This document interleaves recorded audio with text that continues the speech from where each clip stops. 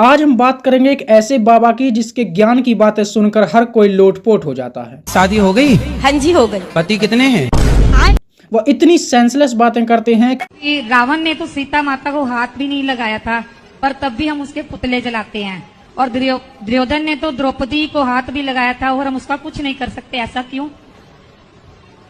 तो रावण बिना हाथ लगाए सीता माँ अपने से चढ़ गई थी क्या उसके विमान में? कि हर कोई बस यही सोचता है। बाबा जी इतने ज्यादा वायरल हो गए, अगर आज आप अपना फोन उठाओ, इंस्टाग्राम, यूट्यूब खोलो, तो उसमें से 10 में से 8 रील्स जो हैं वो बाबा की ही दिखेगी। और इनका माताओं और बहनों को लेकर तो प्रेम इतना है कि आप खुद ही देख लीजिए। मैं सच बता रही, मैं आपको बहुत प्यार करती हूँ। वहीं महाराज जी माताओं और बहनों को अपना प्रेम कुछ इस तरह से दिखाते हैं। गुरुजी, मेरे पति हम पे बहुत गुस्सा करते हैं, उनको गुस्सा बहुत आता है। उनको उल्टा लटका के मिर्ची का धुआं देना। और भाई साहब, बच्चों का प्यार देख के तो आप क्या, महाराज जी भी बड़े खुश होते हैं। जी कहाँ से हो आप? गाँव से। गाँव से। कथा में क्या अच्छा लगा? आप अच्छे लगे। इसके अलावा महाराज जी सास बहुओं के मसले हल करने के लिए भी काफी फेमस है। एक बार है ना, आप मेरी बहू से बात करना, मैं नंबर दूंगी। कहाँ है? आई है? नंबर है मेरे पास, मैं मेरे साथ तो अरे भगवान, कहीं मेरे को भी ना मारने लग जाए। तो हम बात कर रहे हैं सोशल मीडिया पर सबसे फनी बाबा कहलाने वाले और अक्सर चर्चाओं में बने रहने वाले अनिरुद्धाचार्य जी महाराज की, जो अपनी बातों से इतने फेमस हो गए कि आज उनके यूट्यूब चैनल पर लगभग 15 मिलियन सब्सक्राइबर हैं और उन्हें बिग बॉस से भी न्योता आ चुका है। इस वीडियो में हम जानेंगे कि कैसे अनिरुद्ध तिवारी नाम का एक साधारण सा लड़का देश का सबसे प्रसिद्ध कथावाचक बन गया, उनका फैमिली बैकग्राउंड क्या है, वो कितने पढ़े लिखे हैं और उनके कथावाचक बनने की शुरुआत कैसे हुई, आखिर क्यों वो इतनी इलॉजिकल बातें करते हैं और क्या सच में उन्हें बदनाम करने के लिए एक मुहिम चलाई जा रही है। जानेंगे और भी बहुत कुछ, तो चलिए शुरू करते हैं। का प्रणाम स्वीकार। अनिरुद्धाचार्य जी महाराज का जन्म 27 सितंबर 1989 को मध्य प्रदेश के जबलपुर के एक छोटे से गांव में हुआ था। उनका असली नाम है अनिरुद्ध तिवारी और महाराज जी का एक नाम उनके भक्तों द्वारा भी रखा गया है, जो उनकी फनी रील्स के साथ काफी वायरल है। अनिरुद्धाचार्य जी महाराज के पिता अवधेशानंद गिरी भी एक पुजारी थे जो भागवत कथा पढ़ा करते थे।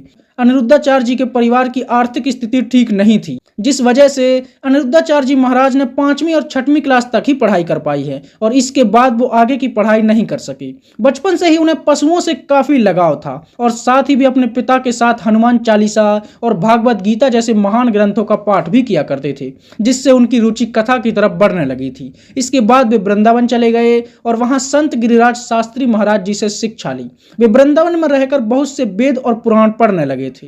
कुछ समय बाद अनिरुद्धाचार्य जी महाराज ने अपने ही गांव में कथा सुनाना शुरू किया और उनके कथा सुनाने का तरीका लोगों को काफी पसंद आया। इसके बाद आसपास के गांव से कथा सुनाने के लिए लोग उन्हें बुलाने लगे और धीरे धीरे वो इतने फेमस हो गए कि उनकी कथाएं टीवी पर भी आने लगी।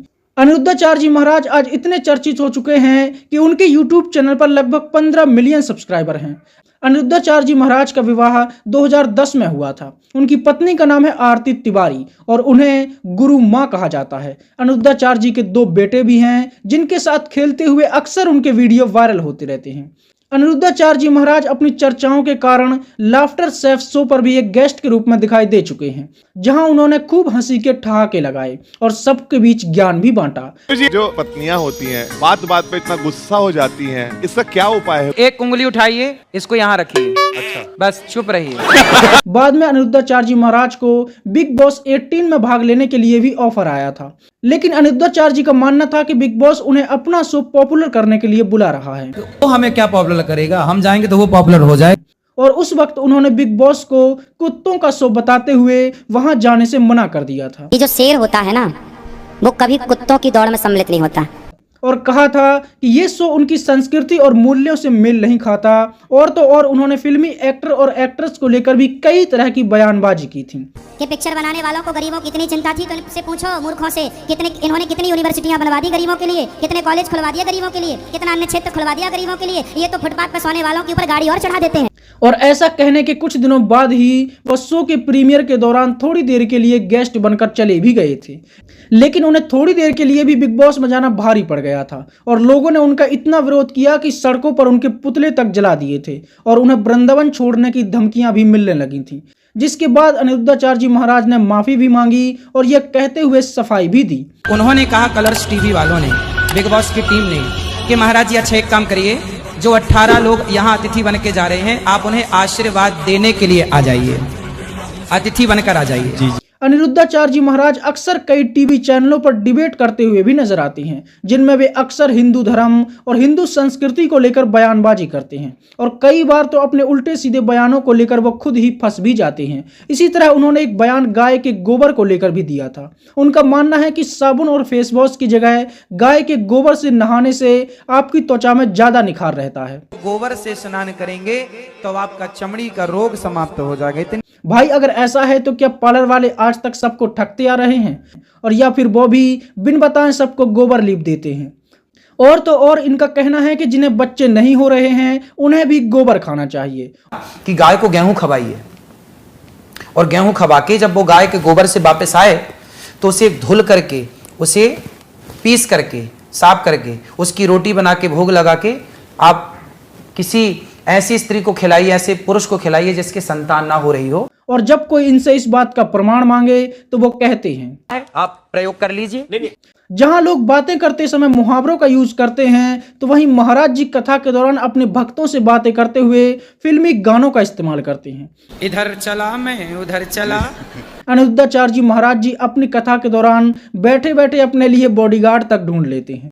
क्या कर सकते हो आप बताओ, हम वो काम दे दें आपको? मैं गुरु जी आपके साथ ही रहूं, हमेशा एक बॉडीगार्ड बन जाऊंगा। और अब हम ये जानते हैं कि क्या सच में महाराज जी इतने फनी हैं या फिर उन्हें फनी बनाया जा रहा है। उनकी सेंसलेस बातों का असली सच क्या है? अनिरुद्धाचार्य जी महाराज जी सोशल मीडिया में वायरल रील्स और शॉर्ट्स के अकॉर्डिंग जैसे भी हों, पर वे आज अपने धर्म और संस्कृति को बनाए रखने के लिए जिस प्रकार सबको शिक्षा दे रहे हैं वो बहुत जरूरी भी है। अभी अपने भीतर का धर्म समाप्त मत होने दीजिएगा। सोशल मीडिया पर रियल वीडियो को एडिट करके वायरल करने का चलन कुछ इस तरह चला है कि लोगों ने बाबाओं तक को नहीं छोड़ा। जैसे कि ये रील है, गुरुजी जय श्री महाकाल, एक मेरी साली है मुझसे प्यार नहीं करती है, और ये रियल मेरी पत्नी मुझसे प्यार नहीं करती है। कुछ इसी तरह से वीडियोस एडिट करके लोग अनिरुद्धाचार्य जी महाराज जैसे लोगों को बदनाम करते हैं। अनिरुद्धाचार्य जी न सिर्फ धर्म के प्रचार में लगे रहते हैं बल्कि समाज सेवा भी करते हैं। अनिरुद्धाचार्य जी महाराज ने वृंदावन में गौरी गोपाल वृद्धाश्रम, अन्नपूर्णा रसोई और एक गौशाला भी खोल रखी है, जहां वे खुद गांवों की सेवा में शामिल रहते हैं। इसके अलावा वृद्धाश्रम में वृद्ध माताओं को सेवा प्रदान की जाती है और अन्नपूर्णा रसोई में सभी को फ्री में भोजन कराया जाता है। उनके द्वारा और भी ऐसे कई तरह के काम किए जाते हैं जो सराहनीय हैं, लेकिन फिर भी लोग उन्हें बदनाम करने के लिए कई तरह के उनके वीडियो एडिट करके दिखाते हैं। अनिरुद्धाचार्य जी महाराज के प्रवचन टीवी चैनलों और यूट्यूब के जरिए हर घर में सुने जा सकते हैं, जिससे लोगों को धर्म के मार्ग पर चलने की प्रेरणा भी मिलती है। ये अलग बात है कि कभी कभार उनसे कुछ गलतियां भी हो जाती हैं, जिन्हें वह स्वीकार भी करते हैं। मेरे भाइयों को यदि बुरा लगा तो ये दास क्षमा प्रार्थी।